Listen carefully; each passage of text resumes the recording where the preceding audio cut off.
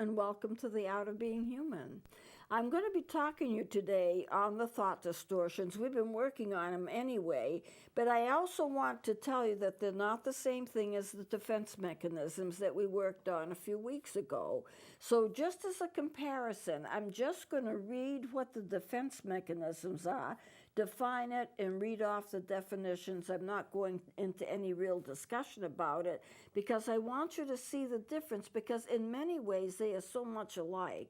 The defense mechanisms are the way that people traditionally handle stress in their lives. And you don't choose the way you handle stress. Your body, in a sense, does it for you. And you usually kind of specialize in one type of defense mechanism as opposed to all 10 of them. There are about 10 of them. And you may use 2 or 3. And I just want to read them off and define them, nothing more than that. And then we're going to return to the disordered thoughts, because that's a little different. So let me get to the defense mechanisms. If you are handling stress, how do you handle it? Well, these are the traditional ways that your body responds. And as I said, you really don't choose. The body does it for you. One would be to handle it by working harder. So working harder is one of the defense mechanisms. It's successful if it works. But if it doesn't work, then it's not successful. So therefore, we have to say that it's more or less positive, but there comes to a point in your life when working harder on an issue will not necessarily make it more clear to you or more understandable to you. So as in terms of whether it's a good one or a bad one, when I say good and bad, I mean either healthy or unhealthy. It depends upon your situation and what kind of success you have with it. The second one was compensation, that if you are unsuccessful with something, that you change to something else. This is very, very reasonable. If I want to dance and I can't dance, then I have to make a switch, because dancing's not going to be possible for me to do. So I'll do something else. I'll do art, I'll do music, or I'll do something like that. Overcompensation is when you just work harder and harder and harder to do the same thing that you're unsuccessful at. And in a way, it kind of mimics working harder. But compensation, just by definition, if you are unsuccessful in doing something, you just can't seem to make it work, you do something else instead. Rationalization was a good explanation for unsuccessful behavior. In other words, it's a kind of, this didn't work, but there's a good reason for it.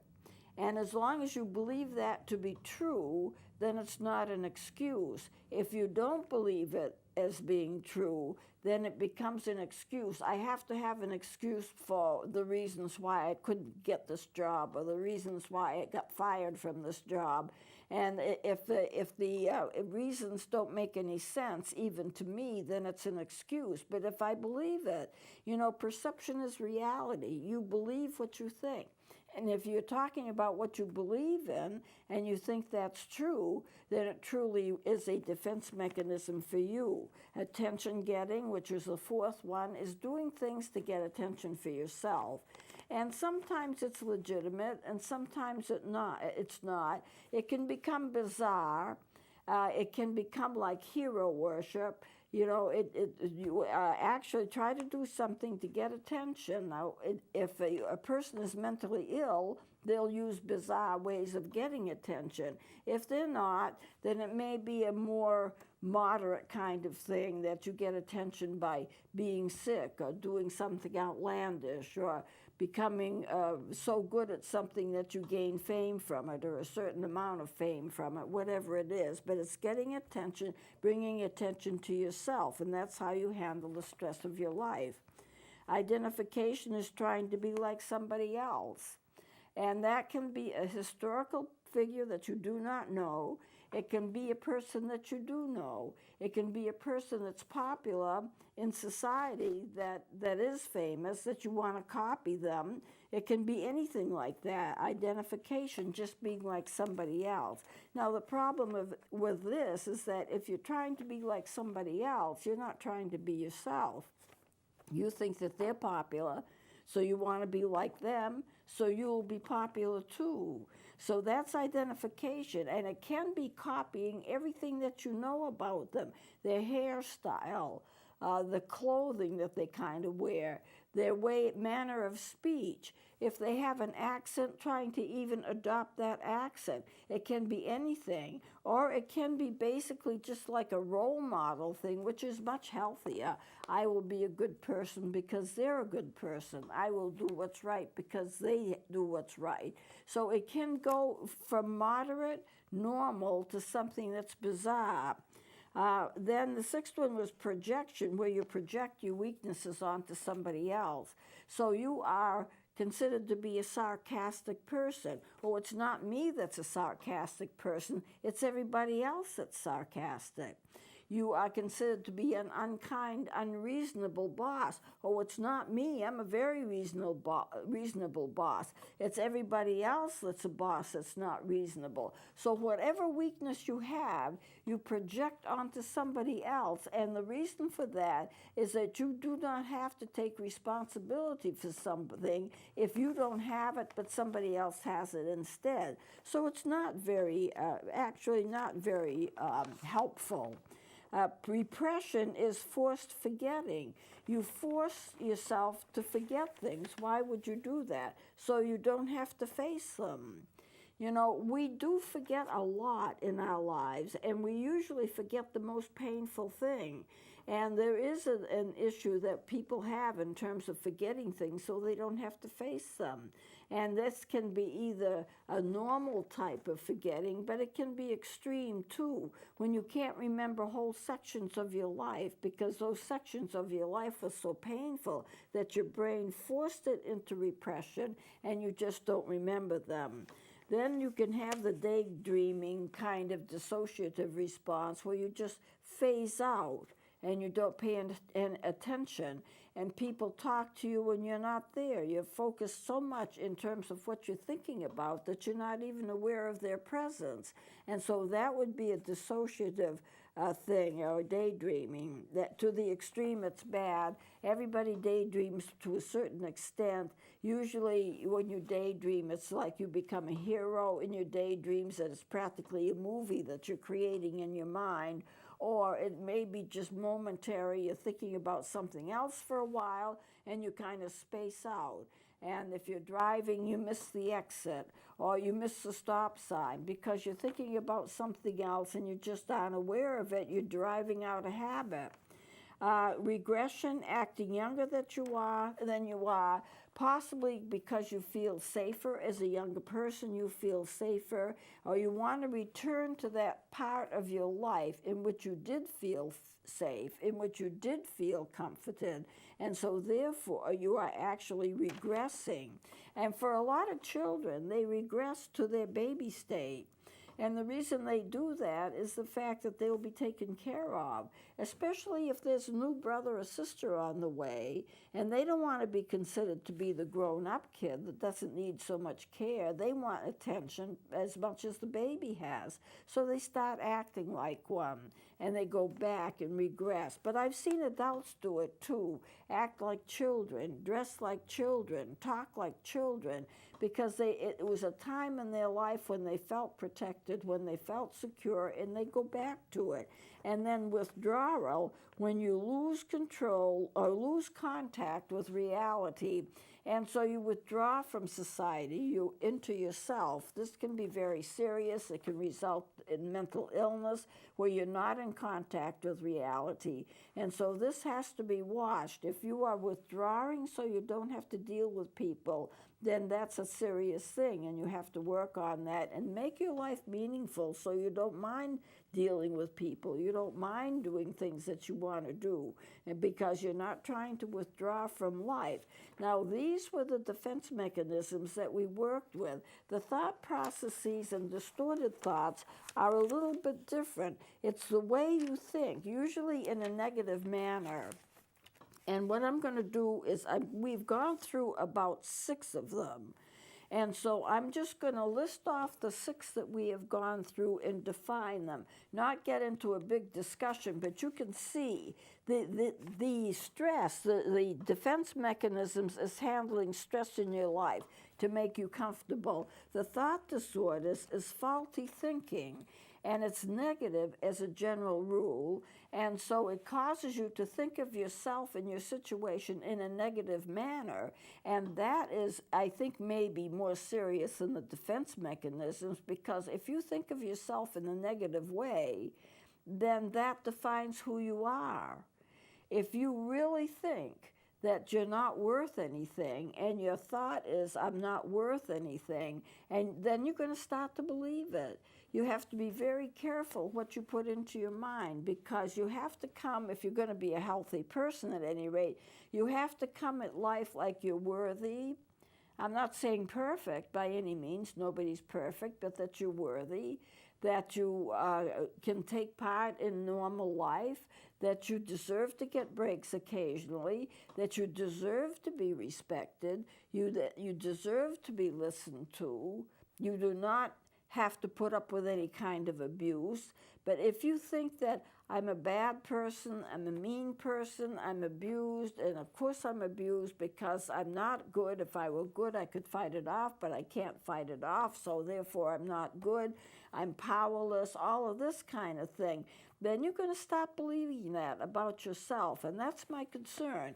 If you stop believing the negatives of yourself, you're not giving yourself a chance, really, to become a positive, upbeat person. Now, I'm not saying a perfect person, and I'm not saying a person who never has problems, because we all do. But this is the way that some people think about themselves. They have, and I'm just going to go through this list of these first 6 that we did. The first one was all or nothing thinking, black or white thinking. Everything is good or bad. Everything is black or white. There's no intermediary. There's no gray. There's no, I have my bad moments, but I have my good moments too. I'm a person who's composed of some things that are difficult and some things that are good, and that I can choose more or less which way I flow, and I want to choose what's good for me, but it's all one or the other. There's no intermediary between it. That's all or nothing thinking, black or white, no shades of gray. And then the overgeneralization is that if something happens that's bad, it's going to repeat itself. So you're constantly waiting for that second shoe to drop, as the phrase goes. This happened to me the last time I took a trip. It's going to happen again. I took a trip on a train, and there was a robbery on the train, and there was a big fight. I got hurt, even though I wasn't one of the participants in the fight. It's going to happen again. No matter what happened to me that's bad, it's going to happen again. It's like it's going to repeat itself. That's the overgeneralization, and it doesn't mean it will, but it means that you believe that it will. And if you believe that it will, it's almost like you bring it on. And if you don't bring it on, you think you should bring it on because you don't think you're deserving of anything better. So that's a problem. Then you have the mental filter, where you pick out negative details in a situation and just dwell on it, like everything in that situation is negative. So you don't make a perfect performance. Well, it's my fault. I'm a very lousy performer. I'll never be able to perform again. You pick out any negative detail, and you see that whole situation is negative. I took a test, I got 3 wrong. Well, that means I just can't take tests because I can't get an A, I can't do well. I took this job, but I couldn't understand it all. Well, that means I don't have the IQ to be able to have a job, so I'm going to have trouble getting good work because I don't have the ability to understand things. I asked a girl out on a date, and she said no. Well, that means I'll never be able to date because I'm just not successful at it. People don't like me, and they don't like my characteristics, so therefore, I guess I'm going to be unsuccessful. That mental filter is all bad. The ones that we're talking about here are not going to be to your benefit. natural to do some of it, yes, but they're not going to be to your benefit. And the defense mechanisms, some of them really do protect you, and some of them do have positive influences on you so that actually you can do better. But when you're talking about thought disorders, it's generally in the negative, not in the positive. And if it is positive, it's usually so arrogant that nobody wants to have anything to do with you. And usually if you're arrogant in terms of how wonderful you are, it's because you really don't feel that way. So we're back to the negative once again. So that was the mental filter. Disqualifying the positive, you turn something that's positive, a positive experience, into a negative one. Somebody compliments you and you negate it right away. Oh, that's not true. You have a beautiful hairstyle. Well, this is nothing. I just threw some color on it, and I don't like the style anyway. I wished I'd done something else instead. So not only do you cut yourself down and you do not accept the compliment, but you cut down the person who gave you the compliment to begin with. You hurt them as well as hurting yourself. If you turn a positive experience into a negative one, no one's going to be helped by that. So that was the fourth one. Then we went into jumping to conclusions, where you have a negative assumption and it's not based upon fact.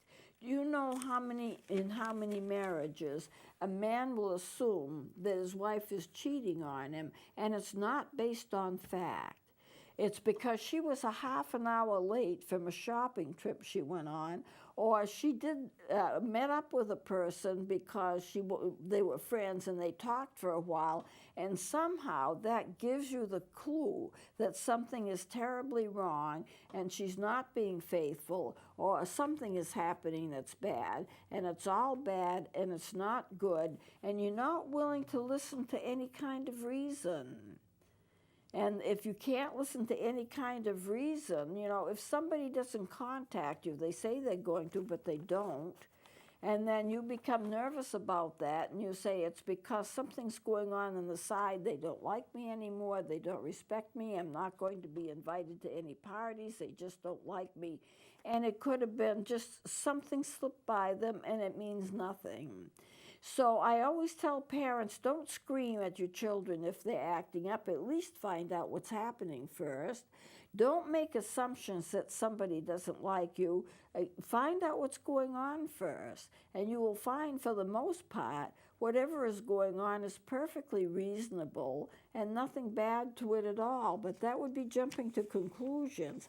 And we also, I believe, went into magnification or minimization, that you blow things up out of proportion, or you shrink them down, more important than they need to be, less important than they need to be. So if, for an example, you magnify your errors, any errors that you make in your own mind, you magnify them. That was a terrible mistake. I shouldn't have done that. And you dwell on it, and you dwell on it, and you dwell on it, and before you know it, it has its own reality. And its reality is not a good reality. You are just digging into what was wrong, and you're building it up out of all proportion when it was basically nothing. So you didn't speak to somebody when you saw them on the street. You didn't notice them. You were thinking about something else. And then you notice later they aren't saying anything to you. And then what happens is that you build up the proportions that, they're now angry at you, and you're going to have nothing to do with them because they're going to have nothing to do with you.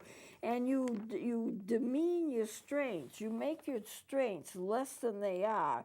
You're a great artist. You're a good artist. Oh, no, I'm not that good. You're a great teacher. People want to hear you teach. They want to listen to you talk. Oh, no, I can't do it. I'm not that good. So you magnify your negative points and you minimize your positive points. Whatever it is that's good about you, you shrink it down to practically nothing. And whatever is bad about you, you magnify what is bad and you shrink up that which is good. So no matter how you're thinking about yourself, it's going to be negative and it's going to be bad. And that's a very serious thing because you can't be yourself. Your goal should be to bring out the best in yourself and to bring out the best in other people. So that as you do that, you will understand the goodness of you, but also you understand that you have some inadequacies too. You're not perfect, and you do have some issues, and you do need to work on yourself. But that doesn't mean that you're a failure. It only means that you have a problem and you need to work on it. I can remember I was counseling a teenager, and she was very concerned about how people perceived her. What teenager isn't concerned about how people perceive them? And she said to me one day, I felt like hugging a tree. And then I thought, I don't want to hug a tree. What are people going to think if they see me hugging a tree? It was a little tree. She just wanted to put her arms around it. And she says, what would you think if you saw me hugging a tree? And I says, you know what I think? I would say, there's a teenager hugging a tree. And it wouldn't be awful, and it wouldn't be terrible. It's just normal behavior. You sit down at a bench, you want to read. What are people going to think? That you're ignoring them? No, you're just sitting there reading a book. So life is life. Take it as it comes. Now, I don't have too much time left, so I guess I will close it here. And we will go on next time, starting with emotional reasoning and the rest of the thought disorders that we have not covered yet. And hopefully we'll be able to complete this next session. So I'll close it here. Please join me then.